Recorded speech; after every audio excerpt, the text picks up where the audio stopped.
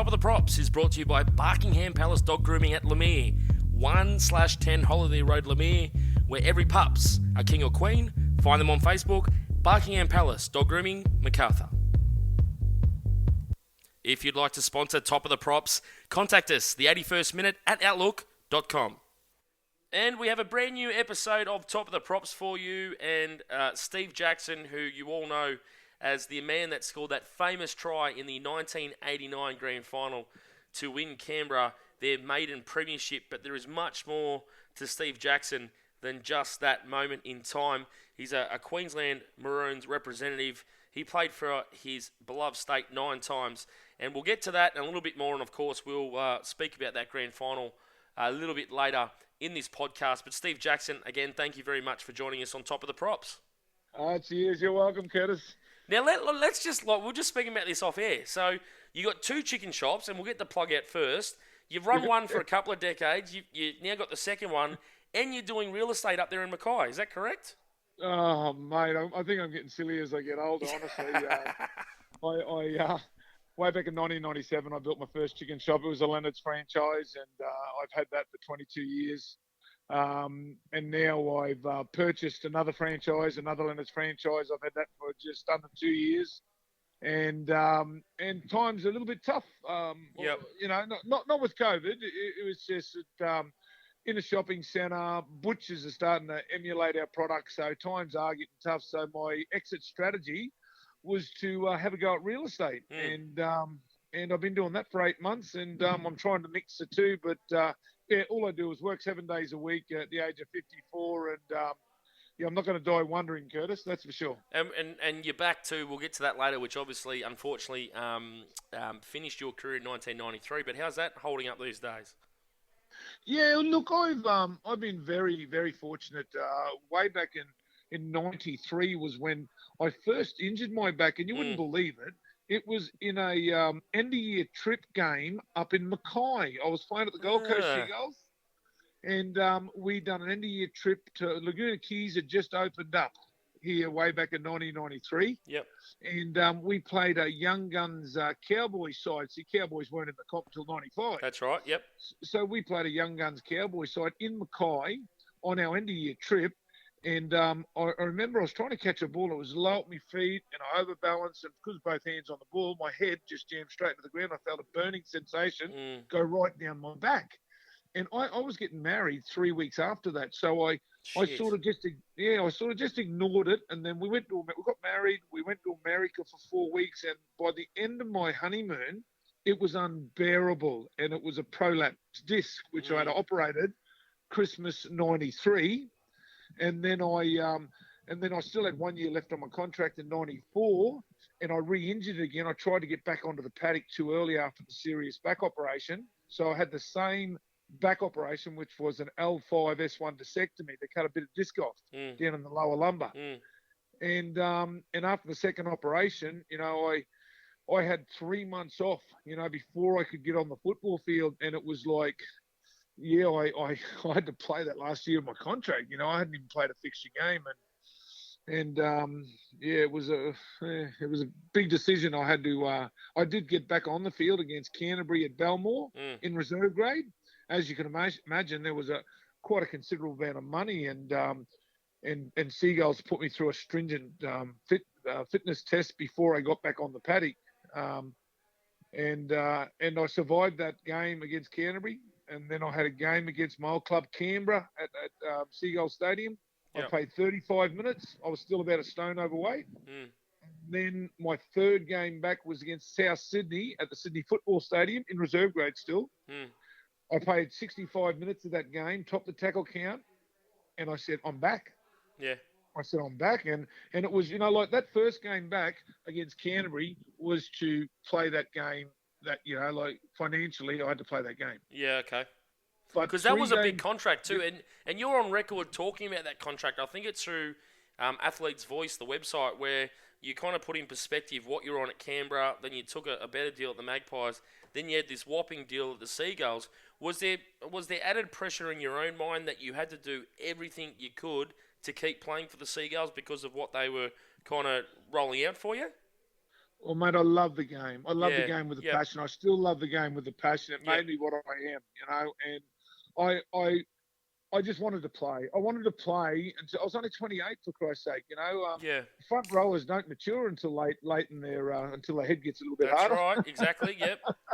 and and it was a mix of having to play with the financial demand, and as well as I just wanted to play. And like I said, that first game I just got on the paddock and I just went, oh good, I played that first fixture game. Yep. Then 3 games down the track, I ended up getting player in that game against South Sydney, and I went, I'm back, and I went, oh. And then the next week at training, I won't say who the coach was, but we were doing them ups and downs, like you start on the try line, you get to the 10-yard line, hit the ground, you come back, hit the ground, and you do it 6 times, then you run the length of the field. Yep. You have a minute rest, and then you do from try line to the 26 times. I know it well. And after about the 40, my back started hurting. I'm a player that's 28 years old, played a few games Origin.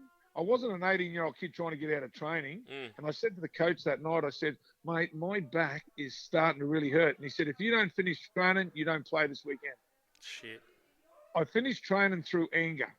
And you know what? And you know what happened? Next morning, couldn't get out of bed, never played a game since. So I ended my football career on the training paddock. And I, like a lot of people out there, particularly front rowers, will understand that too, is that when you've played some, particularly, for you guys professionally, when you go through what you do go through week to week, and at that time, the Winfield Cup, there wasn't a bad front row in the game. Every single week, there was reserve grade, there was depth, you know what I mean? So for you, at that age, you'd played for Queensland, and we're not even talking about the Raiders 89 thing. On your own merits, you were a Queensland front rower, on good money at the Seagulls, and how pissed off were you that you turn around and all you were saying is, look, mate, I don't think I can do this, and he's turned around and given you that. Was there a bit of disrespect there? Mate, well, it's 25 years down the track, and I haven't talked about this for a long, long while, Curtis, and it makes me a little bit annoyed now, this far down the track. I could have done my back the next week playing, but, mate, I wanted to do it playing. I didn't want to do it on the training paddock. Yeah. That definitely wasn't the, Well, anyway. we'll leave it there, Stephen, and I appreciate what you gave us there, mate. And like you just said, it's been a long time since you spoke of that, so I do appreciate that. But let's start. Let's not talk about 89 in the grand final for a moment. Let's finish on that. I'm very interested in your time at the Magpies. Now, I live in Campbelltown. I'm a proud MacArthur man, and beautiful. And I moved out to Campbelltown from Cogra when I think, 5 or 6. So you might have just been out there when I just moved out there. But anyway, so you get out there in 90. And just to put this in perspective, you played in a couple of years at Canberra, and it's no fault of your own, but in a very, very good Canberra squad, you managed 16 games, most of them off the bench. Now, after that grand final, you get to Campbelltown, you're playing at Arana Park at the Magpies, under Warren Ryan, I think at the time. Warren Ryan was John Bailey. And then Beetle Bailey in 90, yep. Yeah, and then Ryan was there later. But 1991. Was there different expectations? Because in all your time at Canberra, you played 16 games, and then in 2 years at the Magpies, you played 38, and you played most of them in the starting front row. Could you feel a sense of was it a completely different environment where you were now expected to lead this team from the front, which was a very, very good forward pack? Was that different for you to take in compared to what it was like in Canberra? For sure. I believe I was a late maturer. I was a kid. I'm still a big kid at the age of 54, but in Canberra, I had to take a backward seat. We know how good that forward pack in Canberra was. I just couldn't crack into it.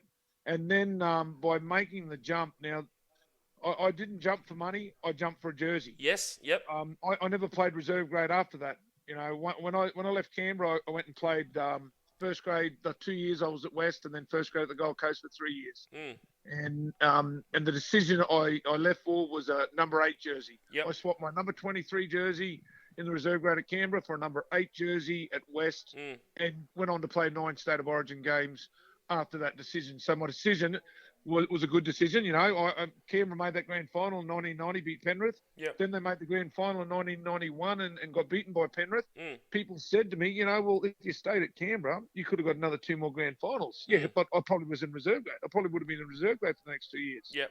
And you don't make Queensland State of Origin from reserve grade unless you're Arthur Beetson. Yep. That's correct. Absolutely. Yeah. And look, the other thing too is that you're a bit of a precursor to what we see almost every bloody week when the regular NRL season's happening. You know, a successful team makes a grand final or they win a premiership, and there's guys that are very, very, very good players, but because of the cap and because they want opportunities, they move on to another club. You you did it way before everyone, and now today it's just everyone does it now. But for you then, like you just said, this was about a bit of hunger and was there a bit of wanting to prove yourself that you could do it too after those years at Canberra? Oh, look, I wanted to play first grade. Yeah. And every young fella that plays this game wants to play at the top level of the competition that he plays in, whether it be park football in Mackay, whether it be playing for state league, or whether they're playing for the national competition. You want to play at the top grade. That's what your driving force is. That's why you play the game, to be the best player you can be. And as a player, you ask yourself all these questions all the time. How fast can I be? How strong can I be? How good can I be? And they're always questions, and only one way to answer them questions is on the paddock. That's right, exactly. And by playing top league, you know, and then when you retire, guess what? Then questions, and you don't ask them no more. You're the best you could be when you're finished. And it's I guess a more of a ballsy decision to move off away from, you know, Canberra at that time, to go off and then have to play against them. What was it like playing against them? Because I'm going to get to the point in a minute. Actually, we'll come back to that because 91, the Magpies, a bit of a resurgence for them. A little bit in the wilderness since they moved from Lidcombe to Campbelltown from the mid-'80s. And then all of a sudden, bang, they're a top 5 side. And I'm just going to name the pack that you were in semi-final time, 91. Now, tell me this is not a good pack. Britt, Thomas, Jackson, Langmack, Gillespie, G, Wynn. That is a very, very good pack. Can you tell us a bit about 91? I mean, and I guess it was a different time there too at Campbelltown, where you had some blokes across from Canterbury under Warren Ryan.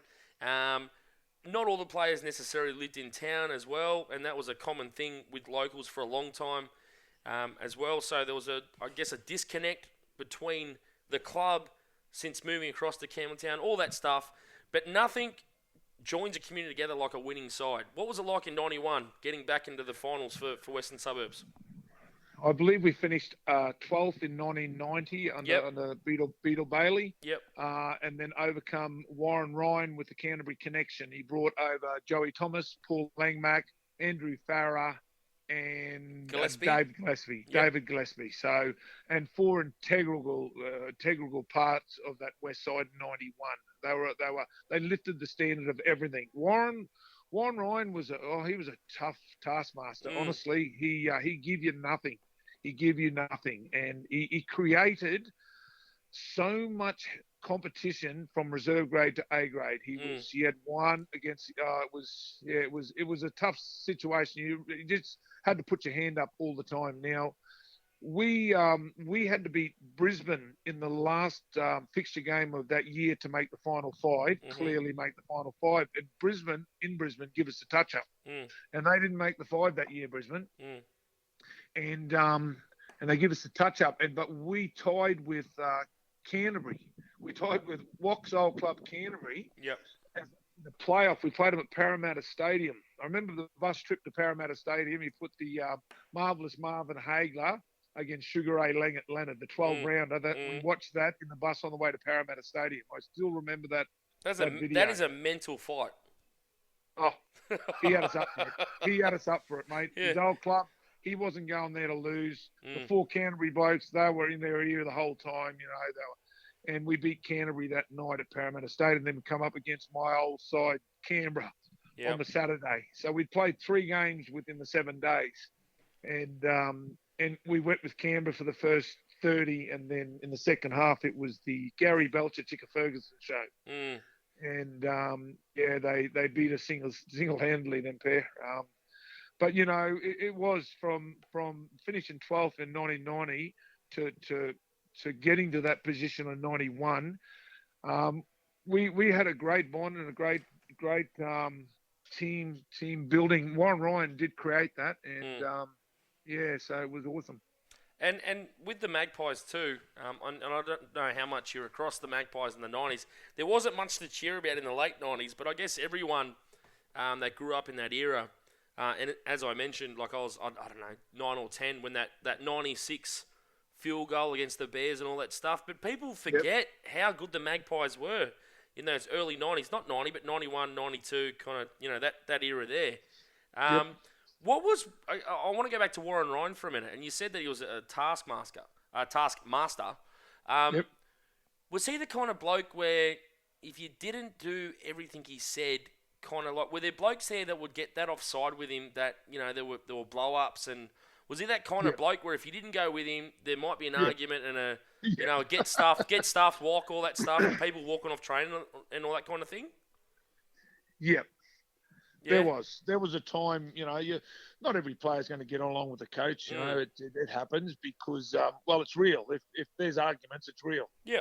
And I remember at the time thinking, geez, Wok, I respect the Wok that he's forgotten more about the game than what I knew at the time.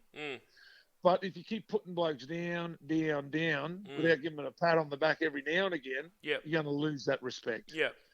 And I believe that happened with me. I believe that did happen through the year. And I have no doubt that that's happened with other players over Wok's career. But he gets results, mate. He gets results. Yeah, he does, yep. He's one of those fellas where if you look at his coaching career, I mean, a little bit different to someone like Wayne Bennett, who kind of spent a shitload of time with the Broncos. Bit more of a man manager, can pull you aside and talk about your family and all that kind of stuff. I'm guessing Warren Ryan wasn't like that. So they're both bricks. Yeah, honestly, and they have to be. They have to be. They're trying to tell blokes with big egos and young fellas that, I remember Wayne Bennett in 1987. He come and co-coached with Don Fern at the Raiders. I was living with Peter Jackson at the time, and I got to have lunch with him. I was only a reserve grader, and I was having lunch with Mel and Wayne Bennett and Peter Jackson and that. And I said, "Yeah, Wayne, I'm thinking about getting myself a manager." And he said, "Why? You can't play." What do you say to that? Nothing. Oh. You know what? I went, I suppose I better not get a manager. but that's the thing, though, Steve, as well, is that when you hear interviews with him now and you hear all these stories about, he's not actually such a bad bloke, but I think everything he does and every little comment he makes to any player under his rule, whether it's like at the time reserve grade for yourself or a Jersey Flegg player coming through, or even in episode 1 of Top of the Props when I spoke to Shane Webke, he's got a certain way and he's got a way to scratch an itch for each player. So when he said that to you, what was the first? Did you sink, or were you like, I can't really react to that because there's Mal Meninga next to me, and like, how did you take that on board? Did you just forget it and move on, or was that something that stuck with you?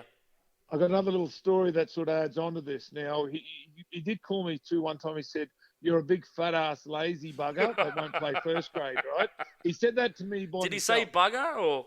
No, bastard. Yeah, okay. He said bastard. You're a big fat ass lazy bastard that won't play first grade. Wow. And then I was going home with Peter, and I said, "Peter, why does he hate me so much?" And Peter said, "Well, mate, what do you think when he says that to you?" And I said, "I'll show the skinny bugger." And he said, "See, he's getting the best out of you." And you know what? That made me realise. And then he said, "Well, Wayne Bennett's giving it to you, whether he's saying nasty things or he's saying good things, he's trying to coach you. When he says nothing to you, you're gone." Yeah. And I went, "Wow, that's Wayne Bennett." That's a huge. That's amazing.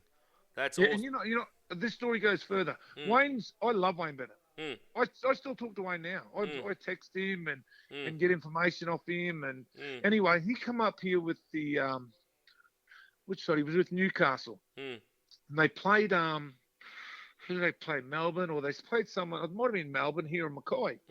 And I took all my kids. I've got 3 boys and a girl, and they were all about, I think, 15, 13, 10 and 8. And I took them over to meet, and I said to them, kids, this man is probably the smartest man I've ever met. So, Yeah. and got to Wayne, and I said, hey, Wayne, I said, in my playing career, I believe that I wasn't as successful as what I wanted to be. And he looked at me and he went, Jacko, you're a success. Have a look at you. Have a look at your beautiful kids. Mm. And you got a business, you're a success. And Yep. isn't it funny? Like when he was coaching me, big fat ass lazy bastard wouldn't play first grade. And now, as a person that he's not coaching, that he's respecting to the person I've grown into, and he give me that pat on the back, and it was so. Wayne Bennett is like a psychologist without the papers. Yep. He knows you better than you know yourself as a football player. That is. Yep. As a football player. So Wayne, if you're the kind of character that needs to be blasted to get the best out of you, he'll blast you. Yep. And then he'll know if you're a softer kind of natured bloke. He'll say a little bit softer to you. Wayne Bennett can pull the biggest ego's heads out of the cloud. He is the best leveler in the game. No matter who he coaches, everyone is the same. Well, look, there's some perfect examples of that. He spent He sacked Wally Lewis. Yeah, he sacked Wally Lewis. He sacked Lewis. He spent 10 years with Wendell Saylor. I mean, he still does it now. Like unfortunately, James Roberts. I don't want to go on the current stuff, but like Jimmy Roberts, he's gone into some rehab for some mental health issues. But the only bloke that James Roberts to continue his career was he had to follow Wayne down to South. Darius Boyd is the perfect example. Now, Darius Boyd cops so much shit from social media. For maybe being, I don't know, maybe a little bit. He's had some defensive issues the last few years, and cops a lot for that, and some of the things he says out in public as well. But there's a reason why a professional, completely grown adult follows someone around the NRL like that. It's because Wayne Bennett is not only going to get the best out of him, it's going to make him a better human being in the long run as well.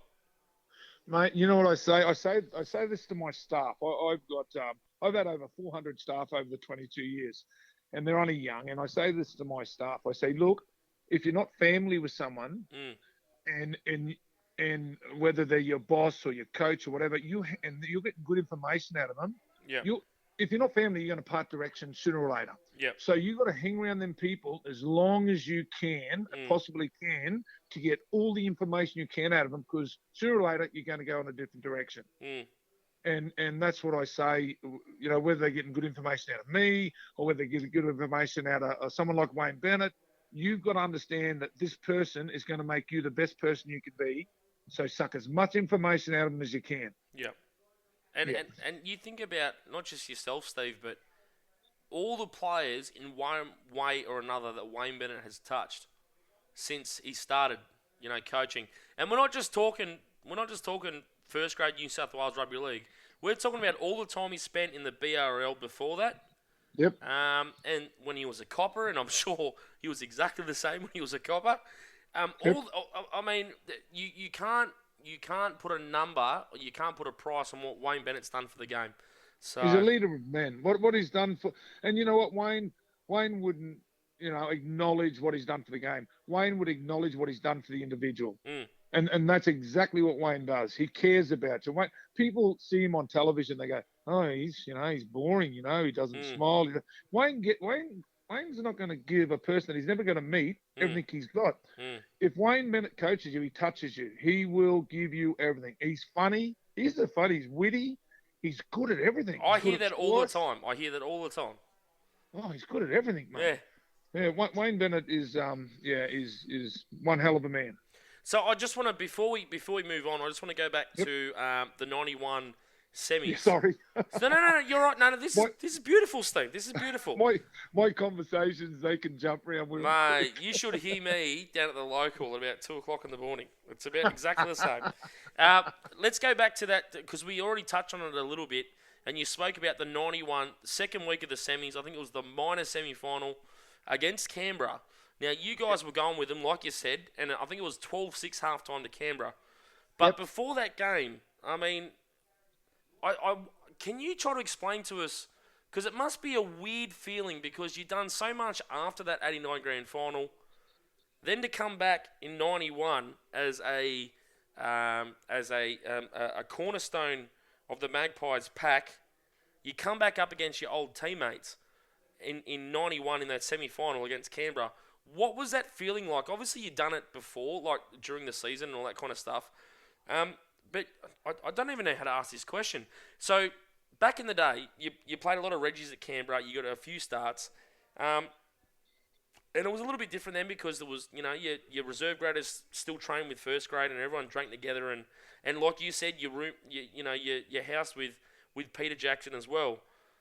What was it like coming out of that Canberra system, forgetting what you did in the 89 grand final, coming out of that system, becoming the player you were at the Magpies, and then pulling that Magpies jersey on and going back into battle against the same blokes in 91? Was there any talk? Was there any chirping going on the field? Or was it just business and you got on with your job? Oh, look, I'm the kind of character that plays better against me mates. Yep. I want to prove to them, because when you're playing with someone, you don't get the, you know a player's good, but you don't get to feel the force of what he hits like. And yeah, so when I play again, I got to tackle Mel. Now, Mel off a kickoff, and he comes straight back at me, and I went, here we go. This is before, Steve, this is also before, like now you see the two front rowers are back behind the in-goal. Like usually back then the centres or the fullback or even the halfback sometimes would return the kick. You're exactly right. Yeah. Mel was back behind on the try line. Mel's got the ball, and I'm standing about beside where the kicker kicked from, and I hit him front. I think I closed my eyes. It's a daunting sight watching that man come at you, and he wasn't going to step, and I knew he was taking me on. And it was a good collision. He played the ball, give me a whack on the head as I marked him as I run away, saying, "Good hit, Jacko." You know? Yeah. And to get that from your mate, from a bloke like Mal Meninga, that's awesome. All right, so let's talk about Queensland for a second. So, and I think you touched on your basically almost word for word. So you got great memory, Steve. Your article that you wrote for Athlete's Voice, you spoke about leaving Canberra. You didn't do it for the money. You went for the number 8 jersey. A couple of years before that, now, were you a rugby league head growing up in Mackay? Was rugby league everything to you, or did you have other things going on and football kind of just fell into place for you? I was tragic, rugby league tragic. I got 5 brothers and 2 sisters, and our weekend of sport was soccer Saturday morning, rugby league Saturday afternoon, basketball Saturday night. Sorry? Was it barefoot back then, up there? The footy, was it barefoot? Yeah, barefoot. Yeah, barefoot. Until under 13s. Queensland style. Yeah. So it was soccer Saturday morning, rugby league Saturday afternoon. Then Mum put us all in the EHL and over to basketball Saturday night, then Aussie Rules Sunday morning. That's when I was about 13, 14, and then I had to decide which sport I wanted. And rugby league, I'd played that since I was 7 years old. So definitely a rugby league tragic. And I used to sit in the corner bedroom with my dad. That was back, we had 2 channels, Channel 6 and Channel 4, and the rugby league, the State of Origin, wasn't played until it was a replay. And we used to listen to it on the radio in the end room. And Dad used to always, when he backed on horses, he backed favourites. And when he backed State of Origin, he backed New South Wales. Because in the early 90s, around that late 80s, New South Wales had a pretty strong So late 80s. So hang on. So you were playing for Queensland in 90 or 91? 90. So that must have been. So was he betting against you, or were we talking late 70s? Oh no. Was he still betting against you when he was playing for Queensland? I played 9 games for Queensland. He backed New South Wales 9 times.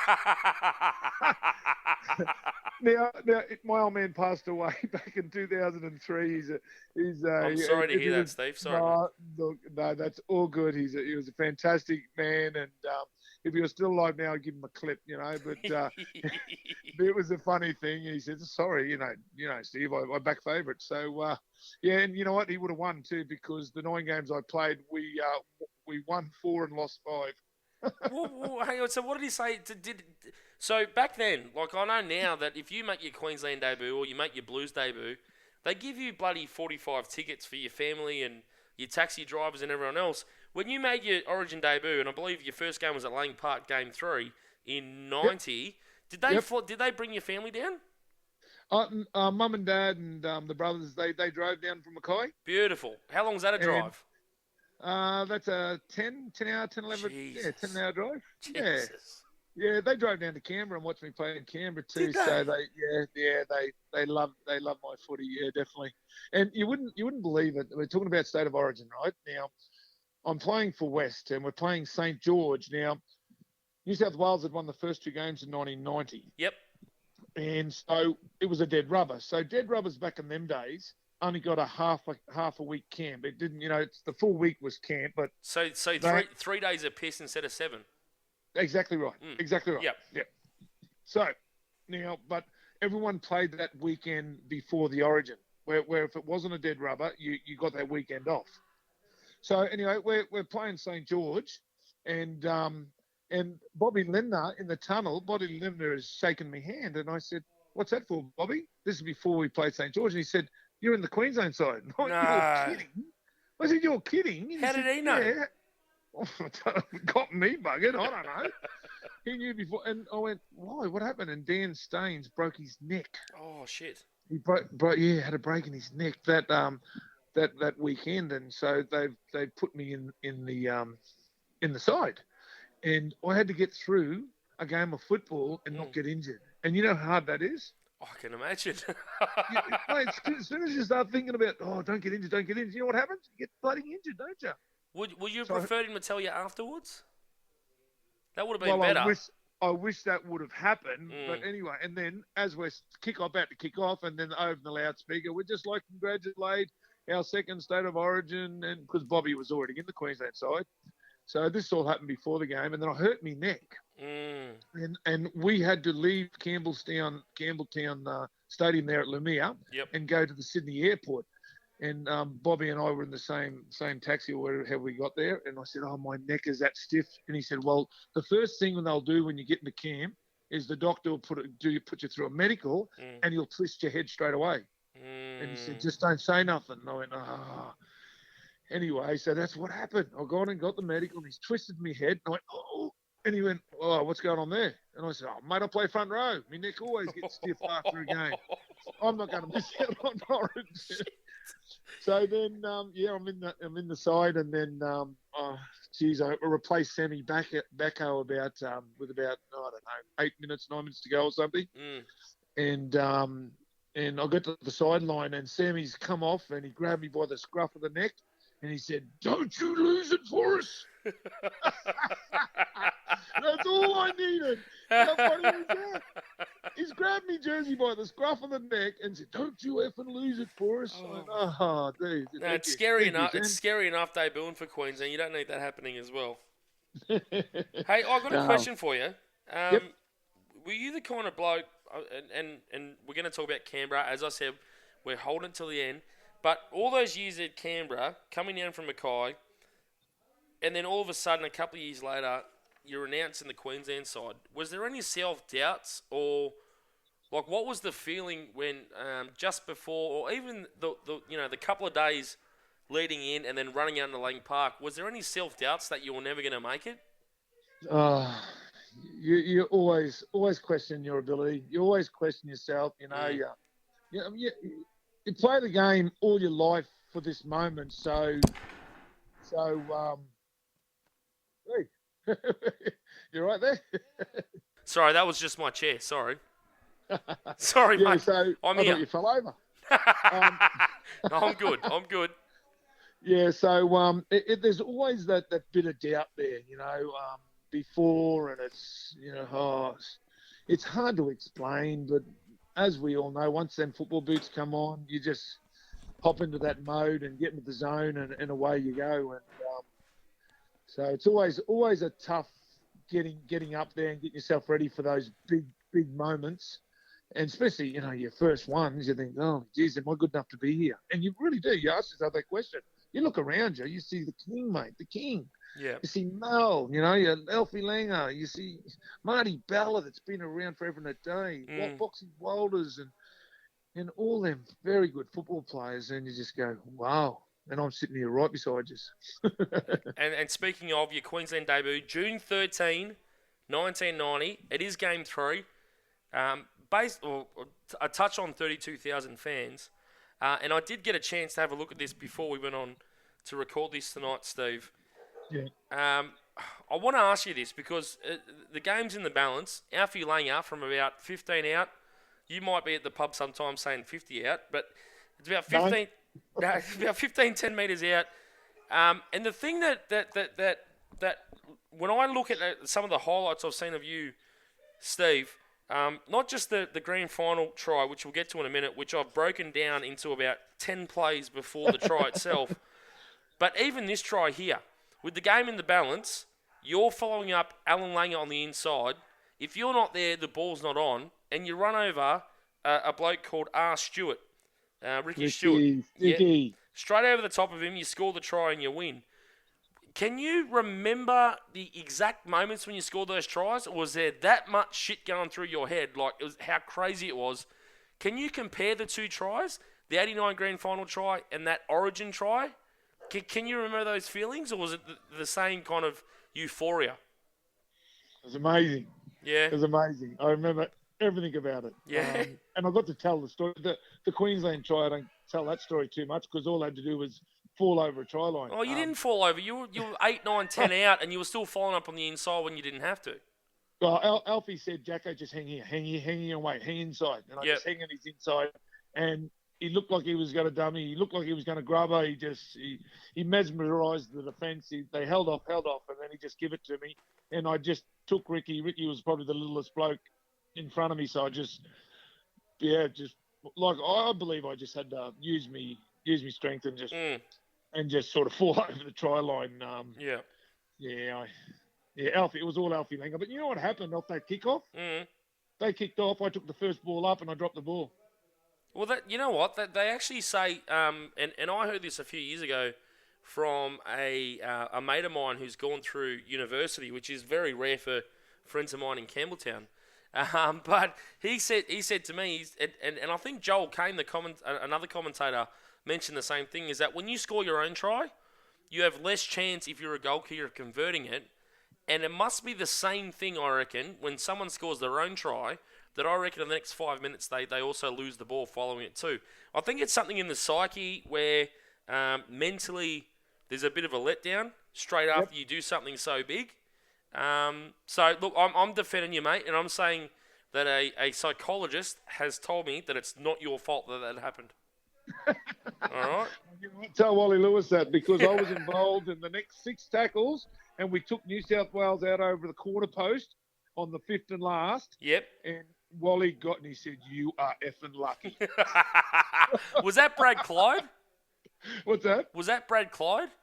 Oh, I can't remember. I don't know. I just watch it and I can't remember either. Don't worry. It would have been their winger. It would have been their winger in the corner. And, it was the last tackle. Oh, jeez. I got a question for you, Steve. Yep. You played 9 games for Queensland. You started in 5 of them. Does it piss you off when you talk to people in football that maybe aren't across history maybe as someone like myself, but are you pissed off that you're only remembered for that 89 grand final try? Does it irk you a little bit because you've done a lot more than that? Oh, it's okay. I'm fine. I'm fine to get remembered. I got to stand on the football field in the grand final last year with Canberra. Well, that's all right. So they can remember. You know how many free lunches I got from that try? Oh, jeez. I don't mind at all. You know what? I've just walked inside now and I've got my jersey on, my first jersey, that number 17 jersey on the frame on the wall. I've just walked inside and I've got my jerseys, I've got my memories and no, I don't know. I don't need people to to talk about them other games, no. All right. So, we're jumping all over the place here. Yep. But I want to ask you another question. And you just spoke about a jersey then on your wall. Have you got the number 4 jersey you wore in round 1589 when you played centres at Seaford against Balmain? Do you remember that? Oh, how was that, Steve? I use this as this should be a trivia question. Where did I debut after all my life as starting play when I was 7-year-old? I get to debut in the top comp in the country. What position do I debut? And people go, second row, lock forward. No, in the centres with Laurie Daly. That's amazing. Tim Sheen, well, that was when Australia were playing New Zealand that weekend. Mm-hmm. And I think we had about 5 representatives in both sides. And Tim Sheen's come up to me and he said, look, I've got a bit of a problem here. He said, I've got 2 positions, front row and centre. Yep. And I looked at him and I said, well, you thinking about playing me centre, aren't you? And he went, yeah, I am. And Craig Diamond took the front row spot. I went, yeah, I don't care, mate. Just give me a jersey. Yeah. And you wouldn't believe it. I tore medial ligaments in the first 5 minutes of the game. Oh shit. Okay. Well. Wait, The internet doesn't tell me that part. Waiting all my live to debut in the top side and run on. And back in them days, yeah, but it was no interchange back then. So, the first 13, and I tore medial ligaments. I played for another 15 minutes, but I was already behind the 8 ball because I was a front rower playing in the centres. And Andy Courier ran round me, scored a try. I got replaced 5 minutes before half time, and I was out for 9 weeks then. So that was against Balmain. That was too. That was it was. Balmain. Yep. And then I was out 9 weeks. I rehabilitated. Like the doctor said that they operate and then probably put me out for the season. That was the last game you played before that grand final. No. Oh, sorry, the last first grade game? Is that right? Yeah, or no? yeah. Well, that was. Yeah. Then I come back through reserve grade, and Canberra had a pretty strong club back in them days. Our under 21s made the grand final and got beaten against South Sydney. Our reserve grade side, my side, we got knocked out a week before the grand finals in extra time by Parramatta. Mm-hmm. So my season '89 was up and down like a roller coaster ride. Very emotional roller coaster ride, and then. I'm sitting in the dressing shed after a bit losing against Parramatta. All I wanted to do was play in a grand final. I didn't care what any grade. I just wanted to play in a grand final. And we got beaten, so I would have been, feeling sorry for myself. Did you think you were done for that year? Yeah, that was it. Yeah, that was all over because Tim Sheen had his 20-man squad. Yep. He already picked his grand, and then he come into me after that loss and said, you know what? He said, I've got 7 fresh reserves on the bench, or I'm going to go in with 8 fresh reserves. You're in the squad for the grand final. Amazing. So lucky we didn't beat Parramatta. Otherwise, I wouldn't have got to play in that grand final. Wouldn't have got to score a try. Well, you speak about the emotional roller coaster you're on. So that happens. So what week was that? Was that week? Was that? Because that's back in the top 5 days, right? So you had the major semi, the minor semi, the playoff, all that stuff. Yep. So. You already said you're all over the place. What was because you're sitting there, you're probably twiddling your thumbs training with the first grade side leading into the grand final.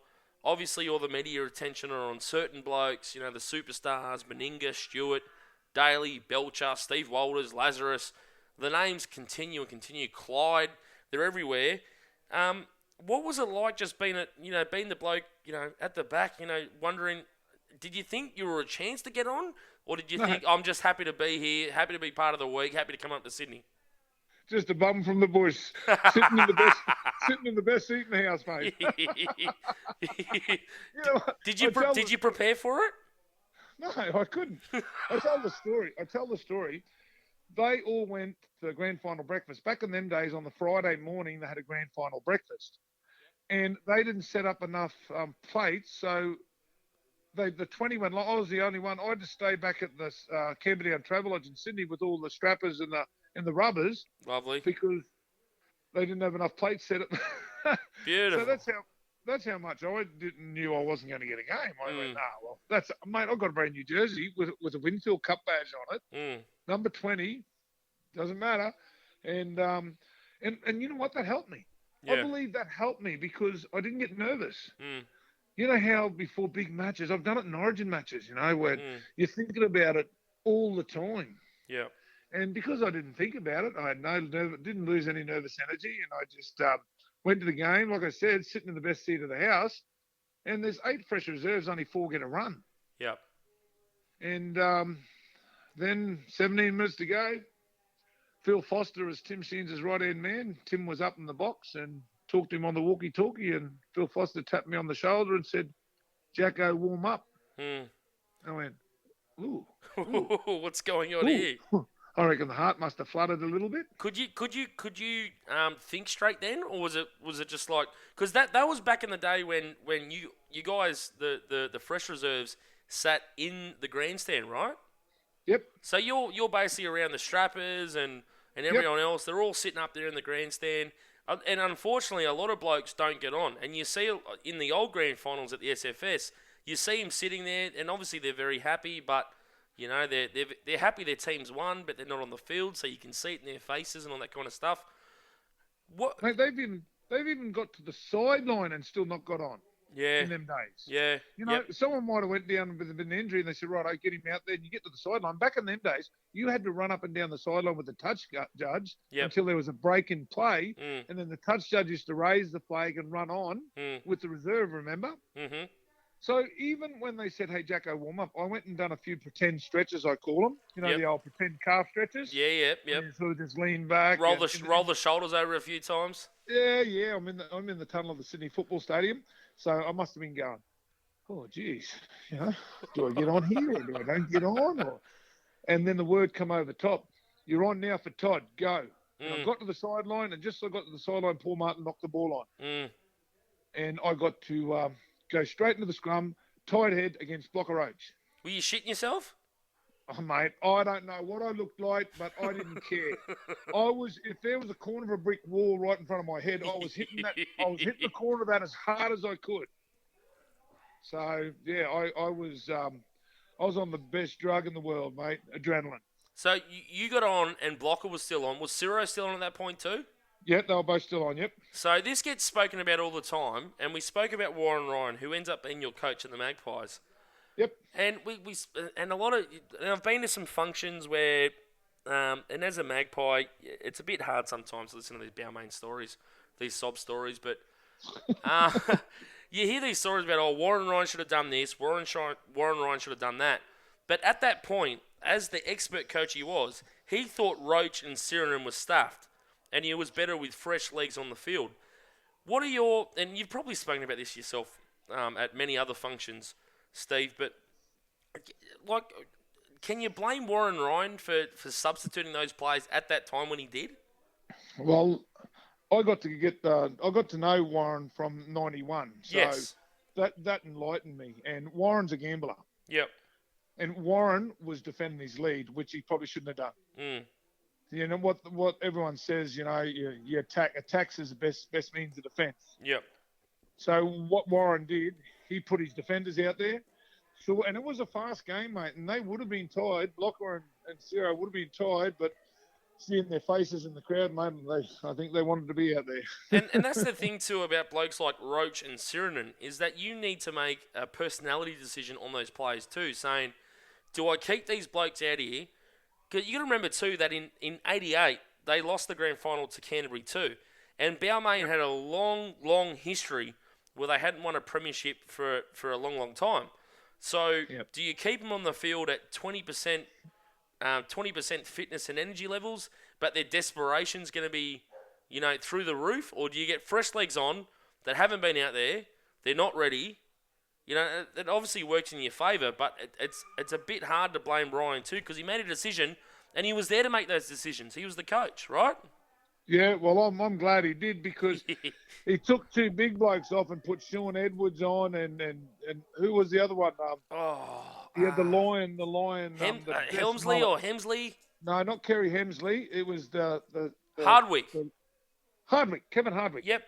Kevin Hardwick, and I think they were both involved trying to stop me when I got to score my try. So, yeah, I would have rather run at them than run at Blocker or Ciro. But I was bludgeoning out in the back line anyway. And look, there's so much being made, and this is before my time. I was 3 years old when this grand final was played, but you see on YouTube, and when you really research it, like there were commercials. Benny Olice hitting the field goal, hitting the crossbar with the field goal. All these other things happen in the game, but I made some dot points for a couple of minutes before your try. Freeman went across field to Wayne Pearce, 30 metres from the Canberra line. And keep in mind, people, that Canberra are ahead by 1 point at this time. And Wayne Pearce knocked it on. I think it was an offload. I think he threw the ball back over his shoulder, and O'Sullivan caught it, or Daly caught it. I think he lobbed the ball. He tried to throw an offload. Something like that. Yeah. It was close. It was one or the other. But Wayne Pearce would have, and you can argue either way. Wayne Pearce never dropped the ball in his life, And Wayne Pearce, how many times would he have offloaded under pressure with two blokes on him in his life? Either way. Yeah.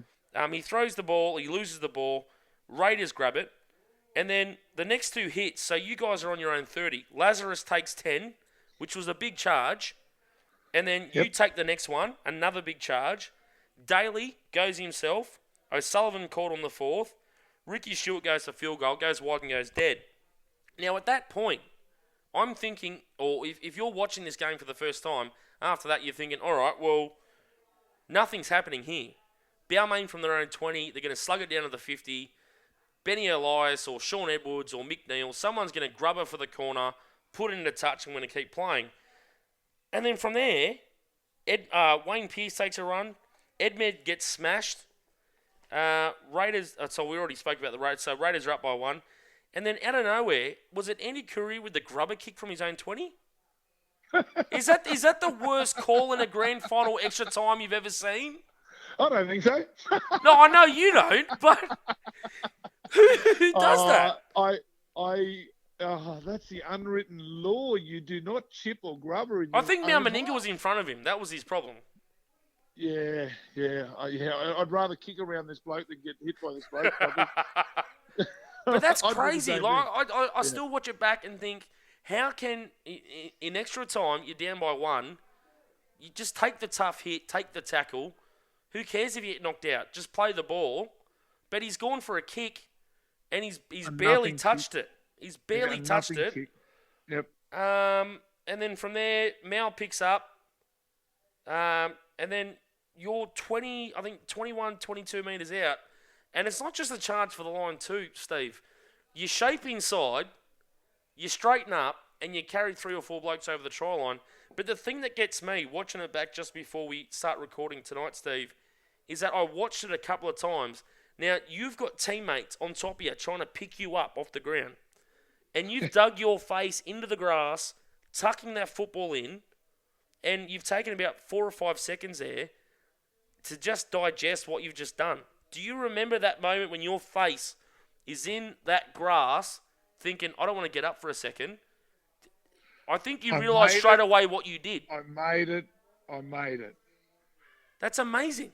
I said that 3 times to myself when my head went on the ground. I just went, I made it. Couldn't believe it. It's a beautiful thing. It's a beautiful thing. And the other thing that strikes me from those final moments is that when the siren went, and I've got the 3 players here, there's Raiders players jumping all over the field. They're all looking for someone to cuddle.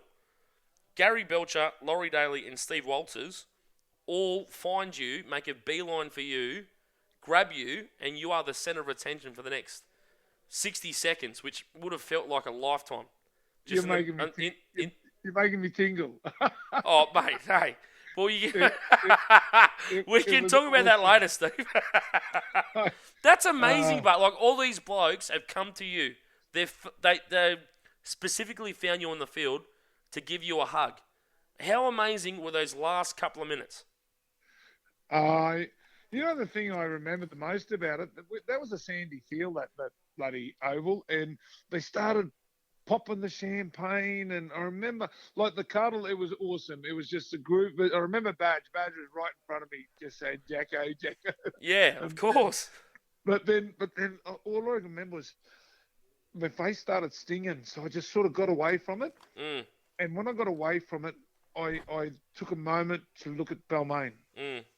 And I remember looking at, they were all just all over the place. Yeah. And devastated. And I remember thinking, jeez, I wouldn't like to be them. Like I just said, like it was 2 years going. And if you listen to the commentary too, and I don't blame the commentators then as well, I think it was Channel 10, but over and over again they're talking about the field goal and this and that. And I don't think anyone wanted Canberra to win the grand final except for Canberra. But that was the club's first grand final. Yep. And now you look at it back and you watch on telly. I don't know who you go for now, Steve, but probably the Cowboys or the Broncos or something like that, maybe. I'm a Raiders man. You're a Raiders man. I love Ricky. You're a legend. But when you look back at it and you think about the fact that now you got the Viking clap, you've got the horn before the game, The Raiders have never been stronger. They've got huge membership. They made the grand final last year. They are where they were back in the day. And all of that is on the shoulders of what you did in a 1 minute period. It must still be crazy to think about. No, it's funny. We win. My try was a match sealing try. You know, it was pretty cool. It's in my trophy cabinet. But I've got to give Chris O'Sullivan the rap. You know, he says to me, I've gone back for about 5 reunions. Yep. And every time he spots me, Sully says, "Oh, Jacko, there you are again. Stuff you, mate. If you don't score your bloody try, they remember my field goal for the rest of my life. They don't even know I kicked a field goal." He's a forgotten bloke too, isn't he? Like in Canberra history. Because you talk about, like, everyone talks about Daly and all that stuff. But before that, there was Chris O'Sullivan, wasn't there? Oh, Sully, mate, he's a little man, but what a tenacious competitor, and he wouldn't care who you are. He'd throw him at you. Sully, tough man. I got one more question for you before I let you go tonight, Steve. And I've got 2 for you. Have you done, and maybe you have, and I can't find it online, have you done radio work? Have you called footy games before? Because you've got a great bloody voice for the game. Oh, I'd love to do that. No, I never have. Are you serious? The opportunity. I would have loved to do that. Yeah, no. Well, I'll put a word out for you with ABC North Queensland. Beautiful. Mate, give me a something. crack at that. That's the first thing I thought of when we spoke on the phone. Was it yesterday or today or whatever it was? I thought, bloody hell, Steve Jackson's got a great voice. He should be on radio. I've done a lot of radio. I do the NRL tipping up at my local station. Oh, there you go. I've done a lot of sort of that, but to be involved at the top league, wouldn't that be nice to be able to call some football down there? I'd love that. It's amazing, and I get to do a little bit of it with the New South Wales Cup. I call the New South Wales Cup like as the league caller, mate. It is so much fun. No one listens, but it's good. It's good fun. It'd be great fun. Hey, all right. So here's a serious question before I let you go. Yep. I want to ask. Wasn't that serious? That was a serious question. No. Okay. Sorry. Here's another serious one for you. Yep. Now, how do you want your teammates to remember you? So if you're on the field and one of your teammates came off and someone said, "What's Steve Jackson like as a teammate on the field?" What do you want them to say? Thinking back on your career. That he would never leave a man standing alone. That beautiful. I want to be known as I will never leave my mate on his own. Yeah. That's all we need. That's fantastic.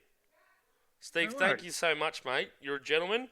You're doing very, very well, and just as we did at the top of the show, do you want to, what are those chicken shops called? That's Leonard's. Leonard's, Lenards. It's a franchise. Yep. Yeah, and it's I think it's a dying franchise. Well, franchises are doing it pretty tough around the place anyway. But like I said, that's why I'm doing the real estate to little exit strategy from the chicken shop and have a go at selling houses. All right, mate. Well, I'll get you back on because that was too much fun tonight. That was awesome. That was awesome. Thanks, Curtis. I really enjoyed that. Stay there with me, Steve. We'll talk for a second offline, but thank you very much, Steve. It was an absolute pleasure to have you on. And again, thank you very much for how quickly you could turn around and get on tonight for a chat. Thanks, mate. Thanks, Steve.